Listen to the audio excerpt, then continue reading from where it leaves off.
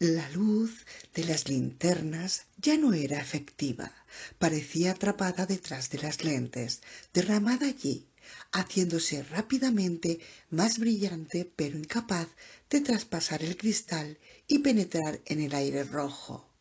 Detrás de las columnatas empezaron a oscilar unas formas oscuras donde antes solo había el suelo desnudo. Máquinas de alguna clase. Parecían reales y no reales al mismo tiempo, como objetos de un espejismo. Máquinas fantasmas de momento, pero que se volvían reales. Las vibraciones se fueron haciendo más fuertes y su tono cambiaba. Era cada vez más profundo, más siniestro. Un retumbar. En el extremo oeste de la habitación, donde antes reinaba una inquietante oscuridad, ahora había una grúa en los raíles y del brazo colgaba algo muy grande, un motor quizá. Aunque veía la forma de la grúa en la luz roja, así como el objeto que estaba levantado, también veía a través de ellos, como si fueran de cristal. En el bajo retumbar en que se había convertido el débil zumbido de acero, reconocí el ruido de ruedas de tren, ruedas de acero girando, rechinando en raíles de acero. La grúa tendría ruedas de acero, ruedas de guía por encima de los raíles y otras debajo que encajaban en los raíles. Fuera del camino, dijo Bobby, y cuando le miré vi que se movía como en cámara lenta, debajo de los raíles deslizándose alrededor de un poste de apoyo, con la espalda pegada a éste. Roswell, con los ojos tan abiertos como el gato que sostenía en brazos, se había puesto en movimiento. La grúa era más sólida que un momento antes, menos transparente.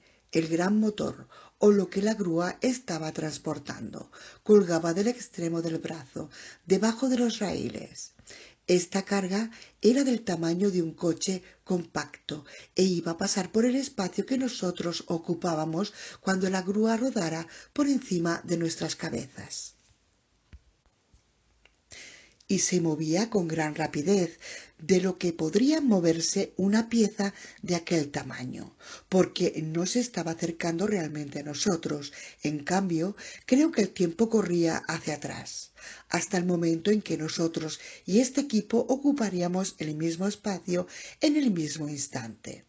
Diablos, no importaba si era la grúa o el tiempo lo que se movía, porque en ambos casos el efecto sería el mismo. Dos cuerpos no pueden ocupar el mismo lugar al mismo tiempo, y lo intentaban, o habría una fuerte liberación de energía nuclear y se produciría una explosión que se oiría al menos hasta en Cleveland, o uno de los cuerpos en competencia, yo o el objeto del tamaño de un coche que colgaba de la grúa, dejaría de existir. Aunque me moví, agarrando a Sasha para arrastrarla conmigo, supe que no había esperanzas de escapar a tiempo del peligro. El tiempo. Mientras retrocedíamos hacia un momento del pasado en que el hangar había estado lleno de equipo funcional justo cuando la grúa que se nos acercaba parecía a punto de entrar en la realidad total. La temperatura bajó bruscamente. La luz roja, brumosa, se disipó. El retumbar de grandes ruedas de acero se convirtió en un zumbido estridente. Esperaba que la grúa retrocediera, que rodara hacia el extremo occidental del edificio a medida que se hacía menos sustancial. Sin embargo, cuando levanté la vista, vi que estaba pasando por encima de nosotros un rielante espejismo de una grúa y la carga que transportaba, que era de nuevo transparente como el cristal. Golpeó a Sasha y después me golpeó a mí. Golpear. No es la palabra correcta. No sé exactamente qué es lo que me hizo. La grúa fantasma me pasó por encima de la cabeza y la carga fantasma me envolvió. Pasó a través de mí y se desvaneció al otro lado de mí. Un viento frío me hizo estremecer brevemente.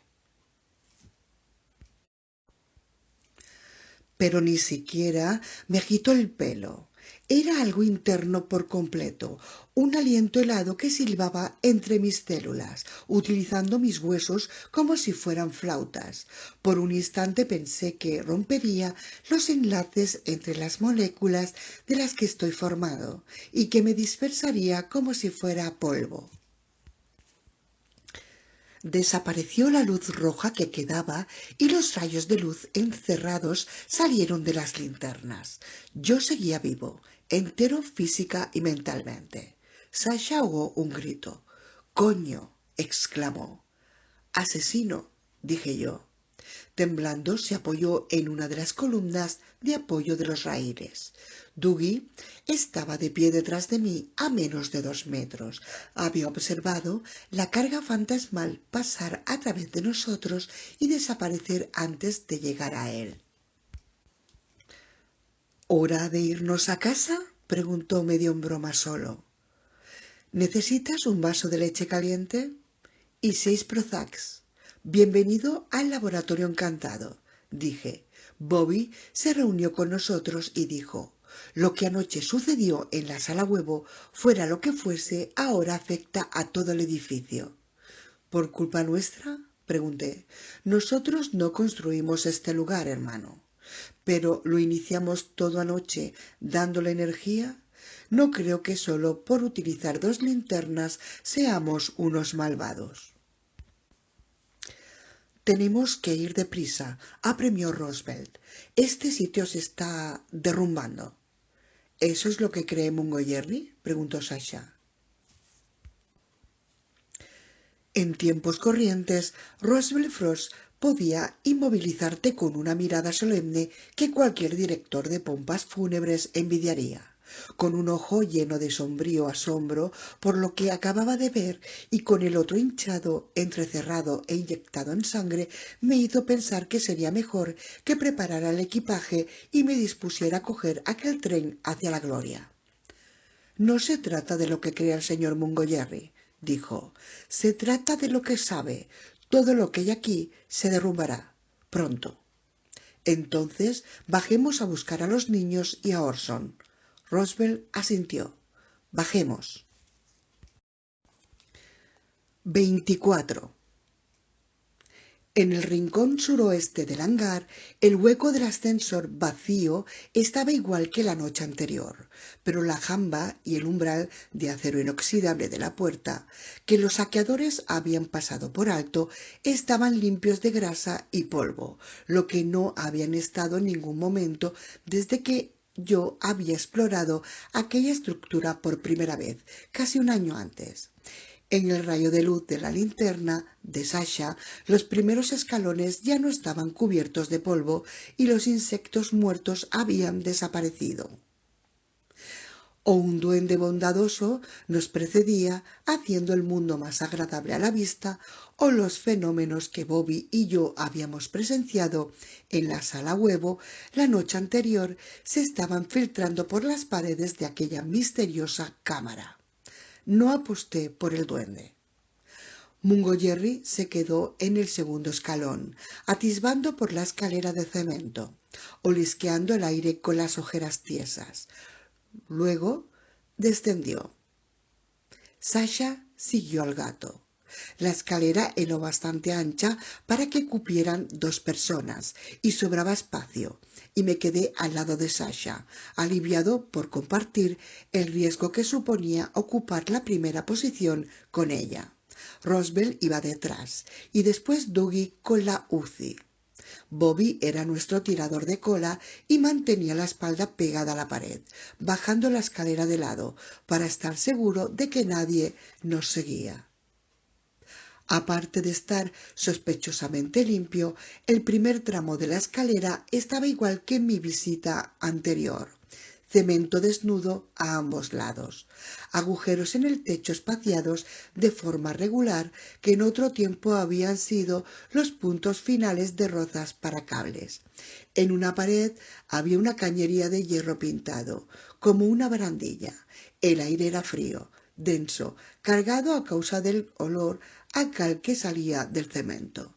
Cuando llegamos al rellano y giramos hacia el segundo tramo, puse una mano en el brazo de Sasha para que se detuviera y susurré a nuestro explorador felino: gato! Mungo Jerry se paró en el cuarto escalón del segundo tramo y con expresión expectante levantó la vista hacia nosotros. Delante el techo estaba equipado con fluorescentes. Como estas luces no estaban encendidas, no representaban ningún peligro para mí. Pero antes no estaban allí. Las habían arrancado cuando cerraron Fort Weaver. En realidad, aquella estructura en concreto podía haber sido despojada de todo mucho antes de que cerraran la base, cuando el tren del misterio se salió de la vía y asustó a sus creadores hasta el punto de comprender que habían llevado a cabo un proyecto con un motivo verdaderamente loco. El tiempo pasado y presente existían allí al mismo tiempo, y nuestro futuro también estaba allí, aunque no podíamos verlo. Todo el tiempo, dijo el poeta T.S. Eliot, está eternamente presente y conduce inexorablemente a un final que nosotros creemos que procede de nuestras acciones, pero sobre el que nuestro control no es sino una mera ilusión. En aquellos momentos, este fragmento de Eliot era demasiado siniestro para mí. Mientras examinaba las luces fluorescentes, tratando de imaginar qué podría estar esperándonos delante, recité mentalmente el verso inicial de la poesía acerca de Winnie the Pooh. Un oso, por mucho que se esfuerce, se vuelve rechoncho si no hace ejercicio. Pero A. Milne no consiguió apartar a Eliot de mi mente. No podíamos retroceder ante los peligros que existían allí abajo, ante aquella misteriosa confusión del pasado y presente, más de lo que podíamos volver a nuestra infancia. No obstante, qué agradable sería meterme bajo las sábanas con mi osito Pooh y Tiger y fingir que los tres éramos amigos, aun cuando yo estuviera 100 años y Pooh 99. De acuerdo, dije a Mungo Jerry, y proseguimos el descenso. Cuando llegamos al siguiente rellano, en el que estaba la puerta que conducía al primero de los 3 niveles subterráneos, Bobby susurró: «Hermano». Miré atrás. Los tubos de luz fluorescentes que estaban sobre la escalera detrás de nosotros habían desaparecido. El techo de cemento solo mostraba los agujeros de los que habían arrancado las luces y los cables. El tiempo presente estaba de nuevo más presente que el tiempo pasado, al menos de momento. Dougie frunció el entrecejo y murmuró: «Dadme Colombia en cualquier momento». «O Calcuta», dijo Sasha. En nombre de Mungo Jerry, Roosevelt dijo: «Tenemos que darnos prisa. Habrá sangre si no lo hacemos». Guiados por el intrépido gato, descendimos despacio otros 4 tramos, hasta llegar al tercer nivel, al último, debajo del hangar. No encontramos más señales de duendes hasta que llegamos al fondo del pozo de la escalera, cuando Mungo Jerry estaba a punto de conducirnos al corredor exterior que rodea todo este nivel ovalado del edificio. La luz roja brumosa que habíamos visto en la planta baja del hangar empezó a latir detrás del umbral de la puerta. Solo duró un instante y fue sustituida por la oscuridad. Un desaliento general se apoderó de nuestro pequeño grupo, expresado principalmente con exclamaciones en susurros y el siseo del gato. En aquel subsótano resonaban otras voces procedentes de alguna parte, profundas y distorsionadas. Eran como las voces de una cinta sonando a velocidad demasiado lenta. Sasha y Roosevelt apagaron sus linternas y nos quedamos a oscuras.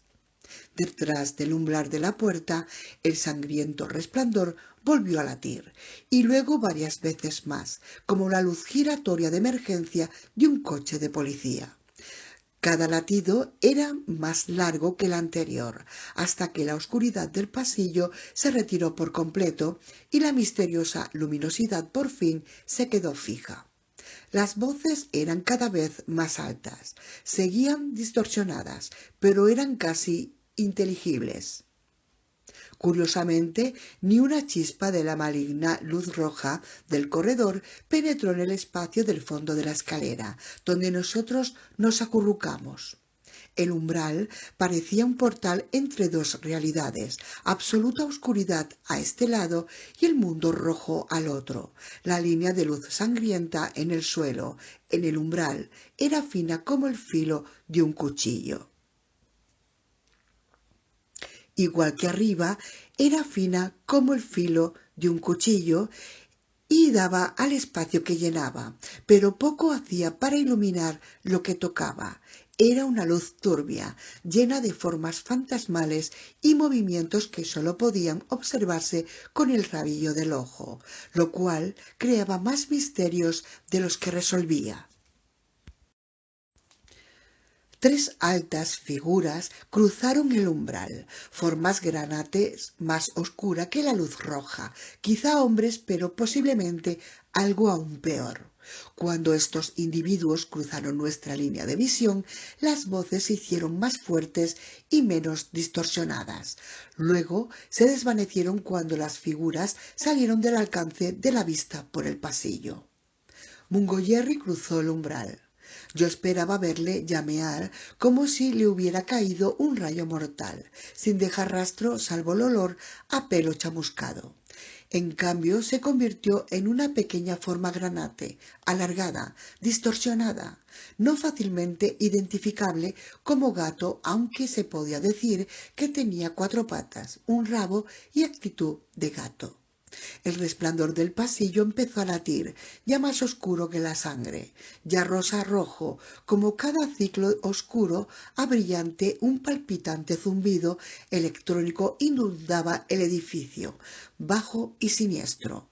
Cuando toqué la pared de cemento, noté que vibraba débilmente, como el poste de acero había vibrado en el hangar. Bruscamente la luz del corredor pasó de roja a blanca, dejó de palpitar.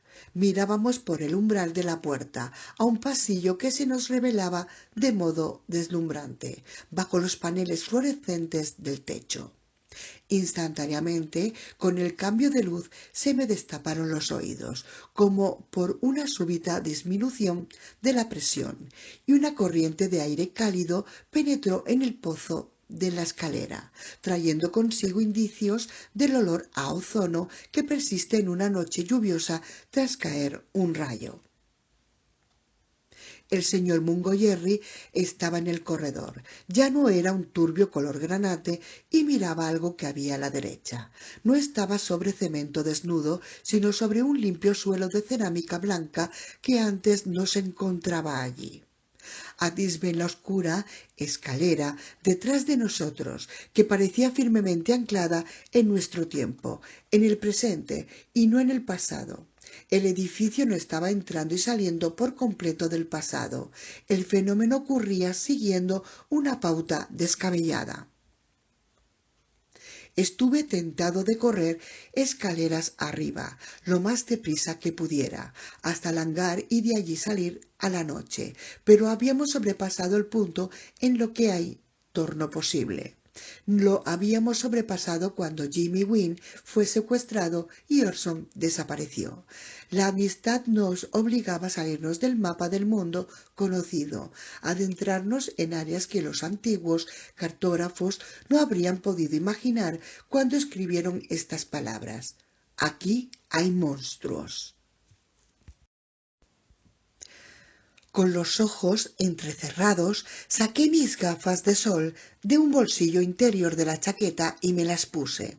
No me quedaba más remedio que arriesgarme a que la luz me bañara la cara y las manos, pero el resplandor era tan fuerte que me habría hecho saltar las lágrimas. Cuando entramos con cautela en el corredor, supe sin lugar a dudas que habíamos penetrado en el pasado, en un tiempo en que aquellas instalaciones aún no habían sido cerradas, antes de que le hubieran arrebatado todas las pruebas. Vi en una pared una programación hecha con lápiz graso, un tablón de anuncio y dos carritos con instrumentos peculiares. El zumbido palpitante no se había callado con la desaparición de la luz roja. Sospeché que era el ruido de la sala huevo en pleno funcionamiento. Tenía la sensación de que iba a perforarme los tímpanos, penetrar en mi cráneo y vibrar directamente contra la superficie de mi cerebro. Habían aparecido unas puertas metálicas en las habitaciones que antes carecían de puertas de la pared interior del pasillo curvado, y la que se encontraba más cerca estaba abierta de par en par. En la pequeña cámara que había detrás, dos sillas giratorias estaban desocupadas frente a un complicado tablero de mandos, no diferente de la mesa de mezclas que utiliza cualquier ingeniero de radio. A un lado de esta mesa había una lata de Pepsi y una bolsa de patatas fritas, lo que demostraba que incluso a los arquitectos del día del juicio final les gusta tomarse un tentempié y una bebida refrescante de vez en cuando. A la derecha de la escalera, 18 o 20 metros más allá, en el corredor, tres hombres se alejaban de nosotros, ajenos al hecho de que estábamos detrás de ellos. Uno llevaba vaqueros y una camisa blanca, con las mangas subidas. El segundo llevaba traje oscuro y el tercero pantalones, caquis y bata blanca de laboratorio. Caminaban juntos, con la cabeza inclinada, como si estuvieran hablando, pero el zumbido electrónico palpitante me impedía oír sus voces. Seguramente se trataba de las tres figuras granates que habían pasado por el pozo de la escalera en la luz roja turbia, tan confusas y distorsionadas que no habían podido distinguir si en realidad eran humanas. Miré a la izquierda, por si aparecía alguien más, y al vernos daba la alarma. Sin embargo, aquella parte del corredor estaba desierta. Mungo Jerry seguía observando al trío que se alejaba sin dar muestras de tener ganas de llevarnos más allá hasta que ellos hubieran rodeado la curva del largo corredor en forma de pista de carreras o entrado en una de las habitaciones. Esta pista tenía 150 metros de longitud, entre una curva y otra, y a los tres hombres le faltaban al menos 30 metros para perderse de vista. Nos hallábamos peligrosamente expuestos. Teníamos que retroceder hasta que los miembros del personal del tren del misterio se hubieran ido. Además, yo ya estaba nervioso por la cantidad de luz que me estaba dando en la cara. Llamé la atención de Sasha y señalé hacia el pozo de la escalera. Ella abrió bien los ojos. Cuando seguí su mirada, vi que una puerta bloqueaba el acceso a la escalera. Desde el pozo de la escalera no había existido puerta. Habíamos visto directamente el pasillo, primero rojo y después inundado de una luz fosforescente. Habíamos cruzado el umbral sin que hubiera ningún obstáculo. Sin embargo, desde el otro lado existía esta barrera. Me acerqué apresurado a la puerta, la abrí de golpe y estuve a punto de cruzar el umbral. Por fortuna vacilé cuando percibí que había algo perverso en la oscuridad que se extendía detrás. Me bajé las gafas sobre la nariz y miré por encima de la montura, esperando ver la penumbra con paredes de cemento y escalones que ascendían. En cambio, ante mí había un firmamento nocturno despejado, salpicado de estrellas y con luna. Este paisaje del cielo era lo único que había donde antes estaba la escalera, como si aquella puerta se abriera por encima de la atmósfera de la Tierra, en el espacio interplanetario, muy lejos de la Tierra de Donuts más próxima. O quizá daba un tiempo en la que la tierra ya no existía. Tras el umbral no había suelo, solo el espacio vacío jalonado de estrellas. Una caída fría e infinita desde el iluminado corredor en el que se encontraba. Espeluznante. Cerré la puerta. Agarré con fuerza la escopeta con las dos manos, no porque esperara utilizarla, sino porque era real, sólida e inflexible, un ancla en aquel mar de cosas extrañas. Sasha estaba justo detrás de mí. Cuando me volví para mirarla, supe que había visto el mismo panorama celestial que me había sacudido. Sus ojos grises eran más claros que nunca, pero más oscuros que antes. Doggy no había vislumbrado aquella vista imposible, porque observaba con la UCI a punto a los tres hombres que se alejaban. Roswell estaba de pie con el entrecejo fruncido y los puños apretados a los costados, y observaba al gato. Desde la posición en que se encontraba, Bobby tampoco podía haber visto nada a través del umbral de la puerta, pero sabía que pasaba algo. Su rostro era solemne, como el de un conejo leyendo en un libro de cocina la receta de la sopa de liebre. Mungo Jerry era el único que no parecía a punto de saltar sobre muelles, como el cuco de un reloj al que le ha dado demasiada cuerda. Procurando no entretenerme en lo que había visto detrás de la puerta de la escalera, me pregunté cómo podría encontrar al gato a Orson y a los niños si se hallaban en un lugar de tiempo presente mientras nosotros estábamos atascados en el pasado. Pero entonces imaginé que sí podíamos pasar de un periodo de tiempo a otro, quedar atrapados en los cambios de tiempo que se producían alrededor. También podían hacerlo mi hermano de 4 patas y los niños. De todos modos, según todas las indicaciones, en realidad no habíamos viajado hacia atrás en el tiempo, más bien eran el pasado y el presente, y quizá el futuro, que estaban ocurriendo de forma simultánea, extrañamente apretados uno al otro por la fuerza o campo de fuerza que los motores de la sala huevo habían generado. Y quizá no solo era una noche del pasado lo que se estaba desgranando en nuestro tiempo presente. Quizá estábamos experimentando momentos de diferentes días y noches cuando la sala huevo estaba en funcionamiento. El rítmico crecimiento y recesión del sonido electrónico empezó a producir un extraño efecto psicológico. Un leve vértigo se apoderó de mí y el corredor, la planta subterránea entera, parecía dar vueltas como un tío vivo. Yo cogía la escopeta con demasiada fuerza. Sin darme cuenta ejercía una presión peligrosa en el gatillo. Puse el dedo en el protector del gatillo. Me dolía la cabeza. No era consecuencia de haber sido atacado por el padre Tom en casa de los Stanwyck. Tenía el cerebro magullado de tanto meditar sobre las paradojas del tiempo, de intentar darle un sentido a lo que estaba ocurriendo. Esto requería talento para las matemáticas y para la física teórica, pero aunque soy capaz de hacer cuadrar el talonario de cheques, no había heredado de mi madre su amor a las matemáticas y a la ciencia. En el sentido más literal, entiendo la teoría de la palanca, que explica la función de un abrebotellas porque la gravedad convierte en una mala idea el saltar desde un edificio alto y porque lanzarse de cabeza contra una pared de ladrillos producirá por efecto en los ladrillos.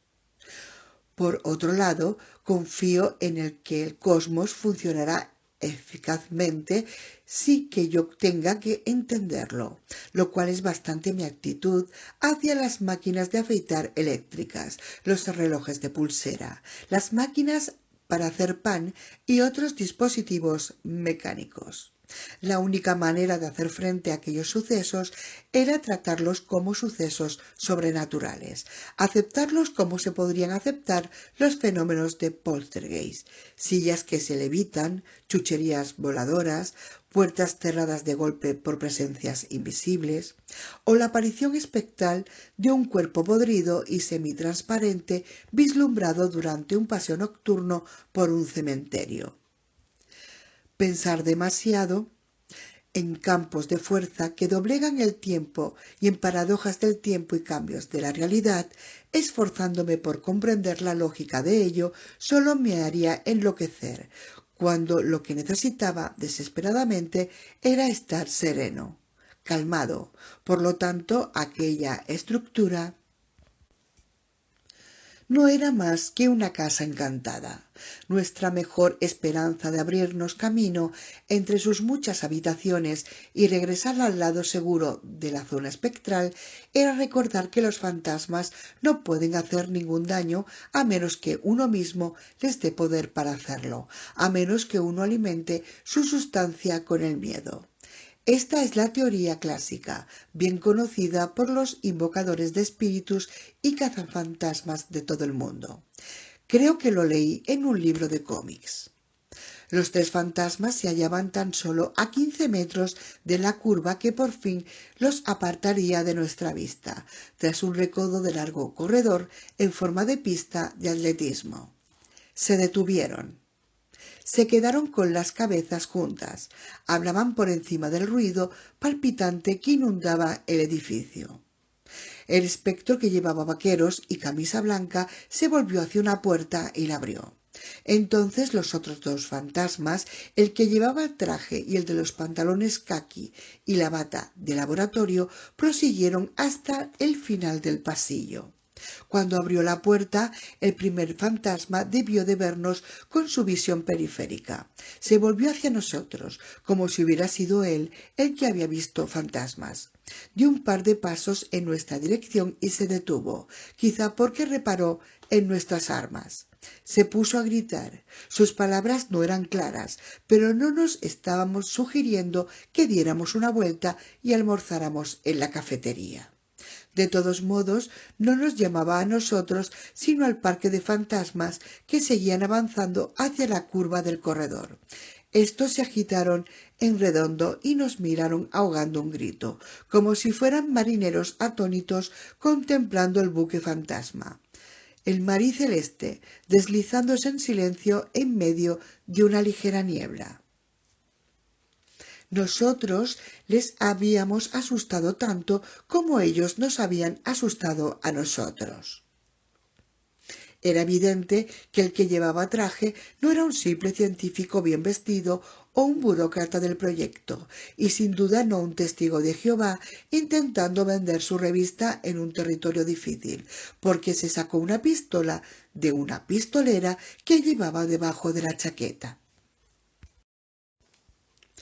Me recordé a mí mismo que los fantasmas no podían hacernos daños a menos que nosotros le diéramos poder alimentándolos con nuestro miedo, y entonces me pregunté si esta regla era aplicable en casos de pistolas 335 escondidas bajo la ropa. Deseé recordar el título cómic en el que por casualidad había encontrado esta frase sabia, porque si la información era de Historias de la Cripta podía ser cierto, pero si era de un ejemplar de las aventuras del Pato Donald, entonces estaba perdido.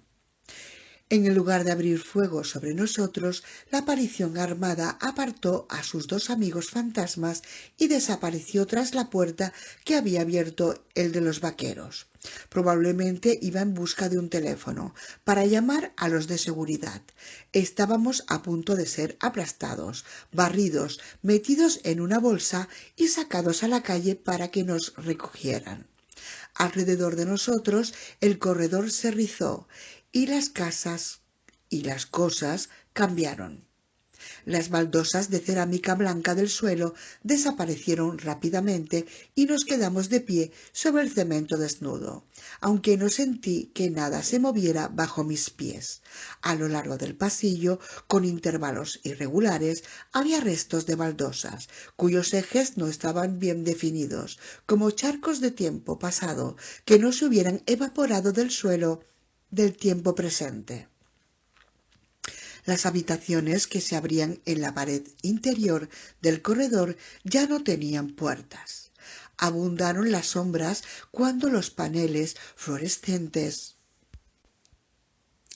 empezaron a desaparecer del techo. Sin embargo, siguiendo una pauta irregular, quedaron algunas instalaciones que iluminaban secciones del corredor muy separadas.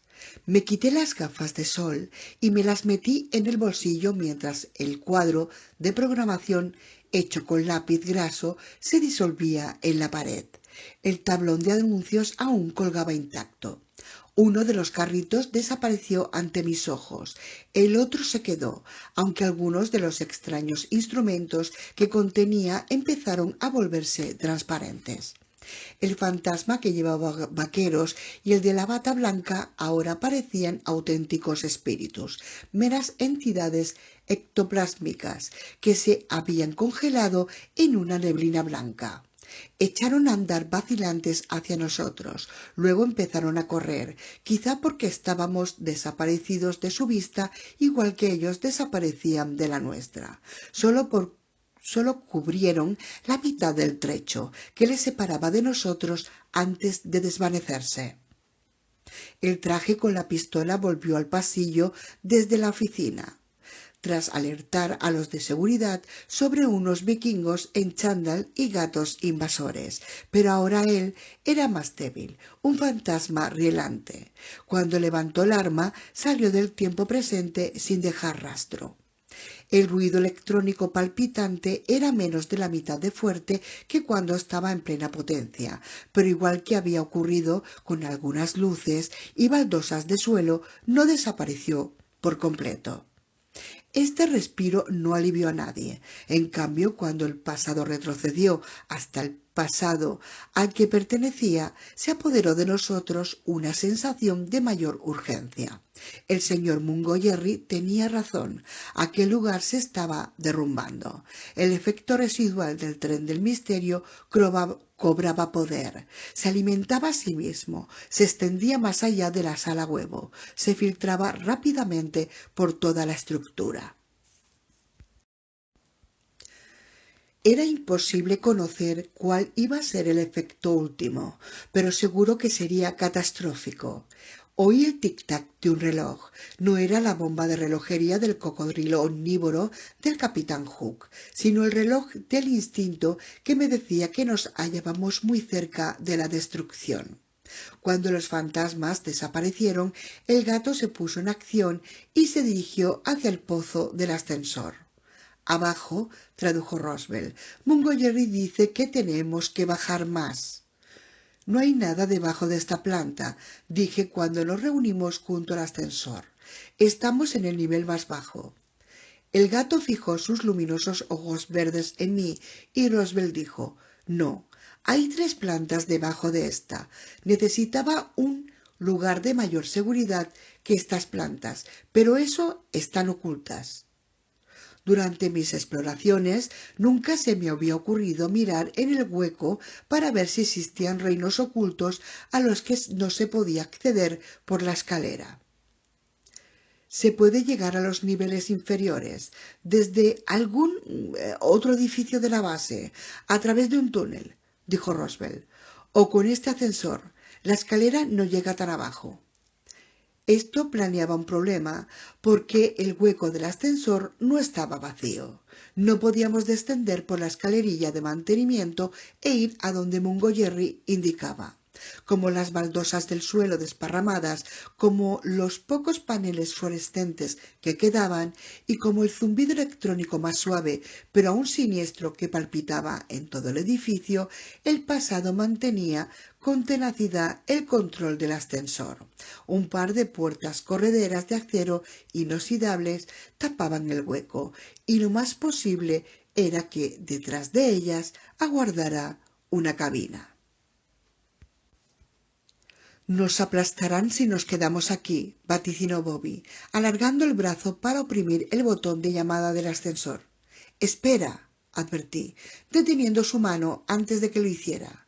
Bobby tiene razón, Chris, dijo Dougie. A veces la fortuna favorece a los temerarios. Negué con la cabeza. ¿Y si nos metemos en el ascensor y cuando se cierren las puertas, esta maldita cosa desaparece bajo nuestros pies como han hecho las baldosas del suelo? Entonces caeremos al fondo del pozo, adivinó Sasha, pero esta idea no le tranquilizó. Algunos podríamos rompernos los tobillos, anticipó Dougie. No necesariamente todos nosotros. Probablemente solo hay unos 12 metros, una caída considerable, pero la que se puede sobrevivir. Bobby, fanático seguidor del correcaminos de los dibujos animados, dijo: Hermano, podríamos tener un auténtico momento tipo Wile E. Coyote. Tenemos que movernos, advirtió Roswell, y Mungo Jerry arañó con impaciencia las puertas de acero inoxidable, que seguían tercamente sólidas. Bobby oprimió el botón de llamada. El ascensor gimió al acercarse hacia nosotros. El zumbido electrónico oscilante que seguía latiendo en el edificio me impedía determinar si la cabina descendía o ascendía. El corredor se rizó. Las baldosas del suelo empezaron a reaparecer bajo mis pies. Las puertas del ascensor se abrieron muy lentamente. Reaparecieron paneles fluorescentes en el techo del corredor y yo entrecerré los ojos para protegerlos del resplandor. La cabina estaba llena de turbia luz roja, lo que probablemente significaba que el interior del pozo ocupaba un punto del tiempo diferente de aquel que nosotros ocupábamos. Había pasajeros, muchos pasajeros. Nos apartamos de la puerta, creyendo que la multitud que llenaba el ascensor nos causaría problemas. En el corredor el sonido palpitante se hizo más fuerte. Distinguí en la cabina varias figuras granate, confusas y distorsionadas, pero no veía quién o qué eran. Se oyó un disparo y luego otro. Nos disparaban no desde el ascensor, sino desde el fondo del corredor, donde antes el hijoputa del traje nos había aproximado con una pistola. Bobby recibió el impacto de una bala. Algo me rozó la cara. Bobby se balanceó hacia atrás y la escopeta se le cayó de las manos. Seguía cayendo como en cámara lenta, cuando me di cuenta de que me había salpicado sangre en la cara. Sangre de Bobby. Dios mío. Mientras me giraba hacia el origen de los disparos, descargué mi escopeta y la cargué de nuevo. En lugar del tipo del traje oscuro, había dos guardias que antes no habíamos visto. Vestían uniformes, pero no del ejército. Estaban demasiado lejos para que el fuego de mi escopeta les hiciera algo más que irritarles. Otra pieza del pasado se había solidificado alrededor, y Dougie disparó la UCI cuando Bobby cayó al suelo y rebotó. La pistola automática zanjó la disputa total y bruscamente. Mareado, desvié la mirada de los guardias muertos. Las puertas del ascensor se habían cerrado antes que nadie saliera de la abarrotada cabina. Los disparos seguramente harían venir a más gente de seguridad.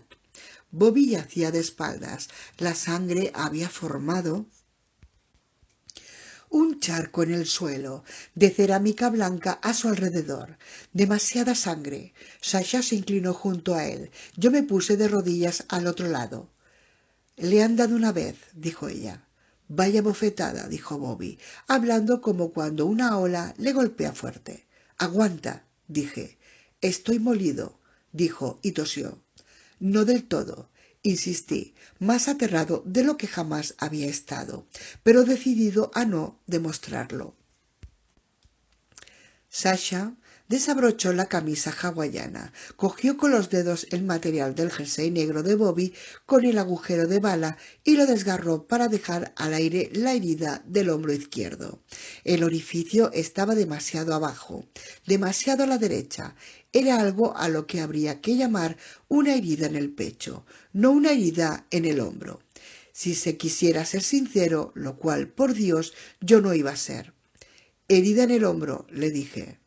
El sonido electrónico palpitante disminuyó de volumen. Las baldosas de cerámica se esfumaron bajo Bobby, llevándose consigo las manchas de sangre, y los paneles fluorescentes del techo empezaron a desaparecer, aunque no todos. El tiempo pasado estaba rodeando de nuevo el tiempo presente, entrando en otro ciclo que podría darnos 1 o 2 minutos antes de que aparecieran más tipos uniformados con armas. La sangre que brotaba de la herida tenía un color rojo tan oscuro que era casi negro. No podíamos hacer nada más que detener la hemorragia.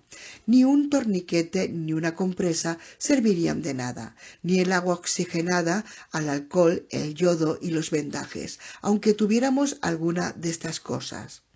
El dolor había borrado su bronceado perpetuo y le había dejado no blanco, sino amarillento. Tenía mal aspecto. En el pasillo quedaban menos fluorescentes y el zumbido oscilante era más bajo que durante el ciclo anterior. Yo tenía miedo de que el pasado se desvaneciera completamente del presente, lo que nos dejaría con un pozo de ascensor vacío. No estaba muy seguro de que pudiéramos llevar a Bobby 6 pisos más arriba por la escalera sin hacerle más daño. Me puse en pie y miré con furia a Dougie, cuya expresión solemne me enfureció, porque Bobby iba a ponerse de bien. ¡Maldita sea! Mungo Jerry volvió a rascar las puertas del ascensor. Roswell o hacía lo que hacía el gato, deseaba o seguía el mismo hilo de razonamiento que yo, porque apretaba repetidamente el botón de llamada con el pulgar.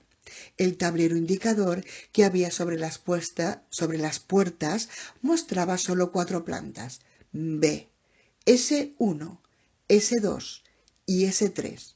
Aunque sabíamos que había 7, la cabina supuestamente se hallaba en la planta baja, B de baja, que era el hangar situado encima de aquella instalación subterránea. «Vamos, vamos», masculló Roswell. Bobby trató de incorporar la cabeza para echar un vistazo, pero Sasha se la hizo bajar suavemente poniéndole una mano en la frente. Era posible que entrara en shock. Lo ideal era que mantuviera la cabeza más baja que el resto del cuerpo, pero no disponíamos de ningún medio para elevarle las piernas y bajarle el cuerpo. El shock mata con la seguridad de las balas. Tenía los labios ligeramente azulados. ¿No era este uno de los primeros síntomas de shock? La cabina estaba en S1, el primer sótano bajo la planta del hangar. Nosotros estábamos en el S3. Mungo Jerry me miraba fijamente, como si dijera: «Te lo advertí». «Los gatos no saben una mierda», le dije irado. «Cosa sorprendente». Bobby se rió. Fue una risa débil, pero era una risa al fin y al cabo. ¿Podía estar muriéndose o incluso entrando en estado de shock si se estaba riendo? Llámeme tan solo Pollyanna Huckleberry Hollis Snow. El ascensor llegó a B2, una planta por encima de nosotros. Levanté la escopeta por si hubiera pasajeros en el ascensor, como antes, el zumbido palpitante de los motores de la sala huevo, o cualquiera que fuera la maquinaria infernal que producía aquel ruido, se hizo más fuerte. «Es mejor que nos demos prisa», dijo Dougie, porque si pasaba el momento equivocado del pasado al presente otra vez, era posible que trajera consigo algunos hombres armados y enojados.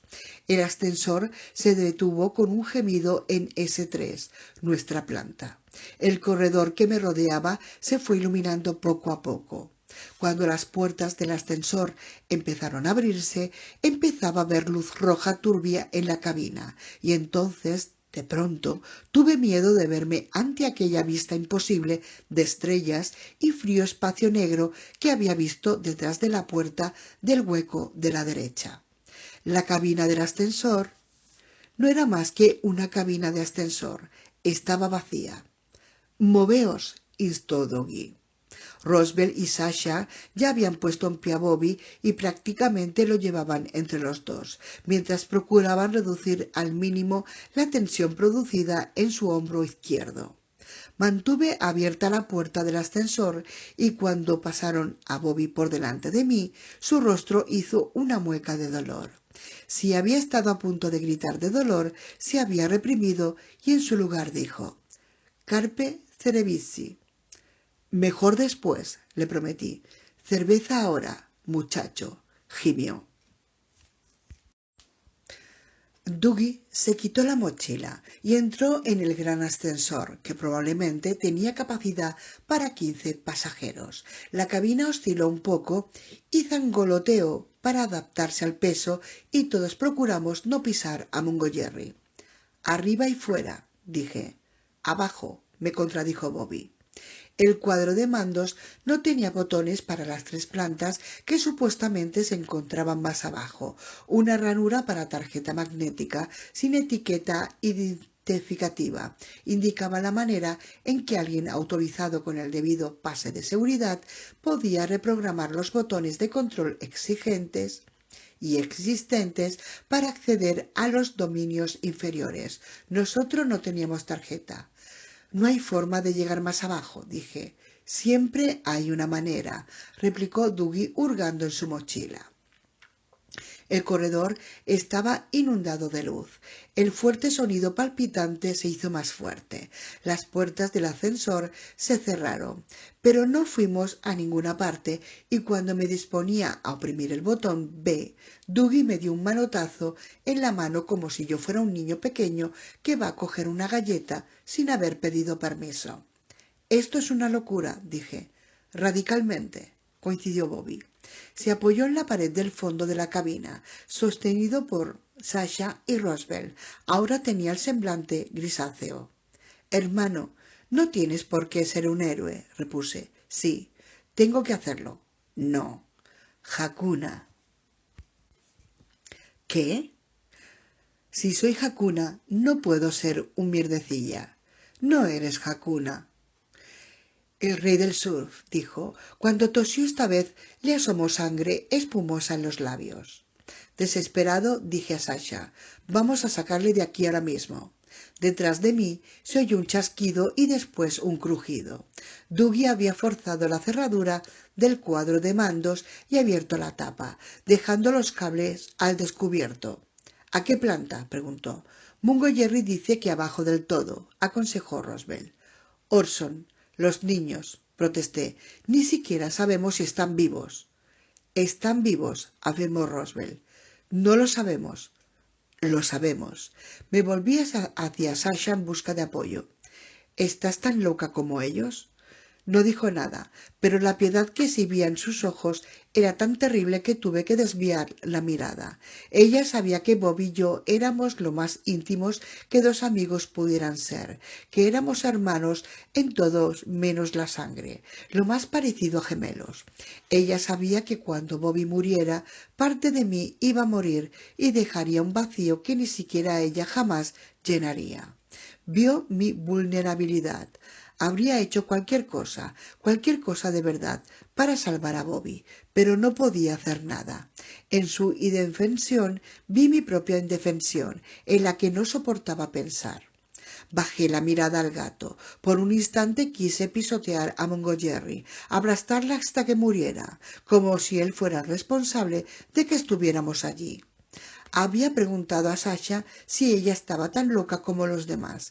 En realidad, era yo el único que se estaba volviendo loco, destrozado por la idea de perder a Bobby. El ascensor dio una sacudida y empezó a bajar. Bobby se quejó. «Por favor, Bobby», dije. «Kakuna», me recordó él. «No eres Kakuna, tío». Su voz era débil, temblorosa. «Pía cree que lo soy». «Pía es una cabeza de chorlito». No insultes a mi mujer, hermano. Nos detuvimos en la planta séptima y última. Las puertas se abrieron a la oscuridad, pero no era un panorama del espacio estrellado, sino simplemente un hueco sin luz. Con la linterna de Roswell conduje a los otros fuera del ascensor y pasamos a un vestíbulo húmedo y frío. Allí abajo, el zumbido electrónico oscilante era ahora ahogado, casi inaudible. Pusimos a Bobby de espaldas, a la izquierda de las puertas del ascensor. Le tendimos sobre mi chaqueta y la de Sasha, para aislarle al máximo posible del cemento.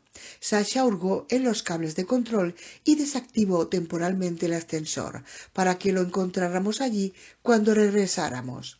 Desde luego, si el tiempo pasado salía por completo del tiempo presente y se llevaba consigo el ascensor, tendríamos que trepar. Bobby no podía trepar, y en el estado en que se encontraba no podíamos subirle por una escalerilla de servicio. No pienses en ello. Los fantasmas no pueden hacerte daño si no les tienes miedo, y las cosas malas no sucederán si no piensas en ellas. Me agarraba a todas las defensas de la infancia. Dougie sacó cosas de la mochila. Con ayuda de Roswell dobló la bolsa vacía y la metió bajo las caderas de Bobby, para elevarle un poco al menos la parte inferior del cuerpo, aunque no era suficiente. Cuando dejé la linterna al lado de Bobby, éste dijo: «Probablemente estaré más a salvo a oscuras, hermano. La luz podría llamar la atención. Apágala si oyes algo». «Apágala tú antes de irte», dijo. «Yo no puedo». Cuando le cogí la mano, me sorprendió la debilidad que noté en ella. Literalmente no tenía fuerzas para coger la linterna. Sería inútil dejarle un arma para defenderse. No supe qué decirle. Nunca me había quedado sin habla con Bobby. Tenía la sensación de que mi boca estaba llena de polvo, como si ya yaciera en mi propia tumba. «Toma», dijo Dougie, tendiéndole unas gafas enormes y una linterna inusual. «Gafas de infrarrojos, excedente militar israelí. Linterna de infrarrojos. ¿Para qué? Para que no nos vean llegar». «¿Quiénes?» «Los que tienen a los niños y a Orson». Me quedé mirando a Dougie Sussman como si fuera un vikingo procedente de Marte. A Bobby le castañaban los dientes cuando dijo: «Ese tío también es un bailarín de salón». Se oyó un ruido retumbante, como un tren de carga pasando por encima de nuestras cabezas, y el suelo se estremeció bajo nuestros pies. Poco a poco el ruido disminuyó y cesó el temblor. «Será mejor que nos vayamos», dijo Sasha. Ella, Dougie y Roswell llevaban las gafas especiales con las lentes en la frente en lugar de sobre los ojos. Bobby había cerrado los ojos. Dije asustado. Respondió él, mirándome de nuevo. «Oye, si te mueres ahora», dije, «eres el rey de los idiotas». Sonrió. «No te preocupes. No, ni siquiera arrebatarte este título, hermano. Volveremos enseguida». «Aquí estaré», me aseguró, pero su voz era un susurro. «¿Me has prometido una cerveza?» Sus ojos eran inexpresivamente bondadosos. Había muchas cosas que decir, ninguna de ellas podía expresarse en voz alta. Aunque hubiéramos tenido mucho tiempo, nada de lo que llevaba en mi corazón habría podido expresarse con palabras. Apagué su linterna, pero la dejé a su lado. La oscuridad solía ser amiga, pero odié aquella negrura hambrienta, fría, exigente. Las gafas especiales llevaban una tira de velcro. Me temblaban tanto las manos que tardé unos instantes en ajustármelas a la cabeza, y después me bajé las lentes sobre los ojos. Dougie, Roswell y Sasha habían apagado sus linternas de infrarrojos. Sin las gafas no había podido ver la longitud de onda de la luz, pero entonces el vestíbulo se me ofreció en diversas sombras e intensidades de verde. Encendí mi linterna y alumbré con ella a Bobby Holloway, supino en el suelo, los brazos a los costados, relucientes en verde. Era como si ya fuera un fantasma. Tu camisa destaca mucho en esta extraña luz, dije. ¿Sí? Es cojonuda. El retumbar del tren de carga sonó de nuevo, y más fuerte que antes. Los huesos de acero y cemento de la estructura rechinaron. El gato, que no necesitaba gafas, nos guió fuera del vestíbulo. Seguía a Roswell, Dougie y Sasha, que eran como tres espíritus verdes recorriendo una catatumba. Lo más difícil que había tenido que hacer jamás en mi vida, más difícil que asistir al funeral de mi madre, más difícil que estar sentado junto al lecho de muerte de mi padre, fue dejar solo a Bobby. 25. Del vestíbulo salía un túnel de 3 metros de diámetro que descendía 15 metros en pendiente. Cuando llegamos al final, seguimos un curso serpenteante completamente horizontal y con cada giro la arquitectura y la ingeniería iban de lo curioso a lo extraño y a lo notablemente extraterrestre. El primer pasillo presentaba paredes de cemento, pero todos los túneles a partir de él, aunque de cemento reforzado, parecían estar revestidos de metal. Aun con la luz infrarroja, que nos ofrecía una visión inadecuada, descubrí suficientes diferencias en los aspectos de estas superficies curvadas para confiar en que el tipo de metal cambiara de vez en cuando. Si me hubiera levantado las gafas y encendido una linterna corriente, sospecho que habría visto acero, cobre, latón y un conjunto de aleaciones que no habría podido identificar si no hubiera tenido un título de técnico metalúrgico. El mayor de estos túneles revestidos de metal tenía un diámetro de unos 2,5 metros, pero pasamos por algunos que tenían la mitad de este tamaño, y por lo que era necesario ir a gatas. En las paredes de estos pasadizos cilíndricos había numerosas aberturas más pequeñas. Algunas tenían un diámetro de 6 o 7 centímetros y otras de 60. Alumbrarlas con la linterna de infrarrojos no reveló más de lo que habríamos visto atisbando en un desagüe o en el cañón de un arma. Era como si estuviéramos en el interior de un enorme conjunto de serpentinas de refrigeración, incomprensiblemente complicado, o explorado las cañerías que servían a todos los palacios de todos los dioses de los mitos antiguos. Sin lugar a dudas, en algún momento había fluido algo por aquel colosal laberinto, líquidos o gases. Pasamos por delante de numerosos tributarios, en los que había turbinas clavadas con hojas que debían de haber sido impulsadas por lo que fuera que hubiera sido bombeado a través de aquel sistema. En muchas junturas, diversos tipos de gigantescas válvulas controladas eléctricamente estaban listas para interrumpir, restringir o redirigir el caudal que circulaba por aquellos canales estigios. Todas las válvulas estaban en posición de abierto o semiabierto, pero cuando pasábamos por delante de cada punto de bloqueo, me preocupaba que si se cerraban de golpe, quedaríamos prisioneros allí. Aquellos tubos no habían sido arrancados, como en todas las habitaciones y corredores de los 3 primeros pisos bajo el hangar. En consecuencia, como no había fuentes de iluminación aparentes, supuse que los obreros que se ocupaban del mantenimiento del sistema siempre estaban y llevaban lámparas. De vez en cuando soplaba una corriente de aire por aquellos extraños caminos, pero en su mayor parte la atmósfera era inmóvil, como la del interior de una campana de cristal. 2 veces capté una emanación de carbón en ascuas, pero por lo demás del aire solo transportaba un débil perfume astringente, similar al yodo, aunque no era yodo, que al cabo de un rato me dejó un gusto amargo en la boca y una leve sensación de quemazón en las fosas nasales. El retumbar como de un tren iba y venía, cada vez duraba un poco más, y los silencios entre las ráfagas de sonido eran cada vez más breves.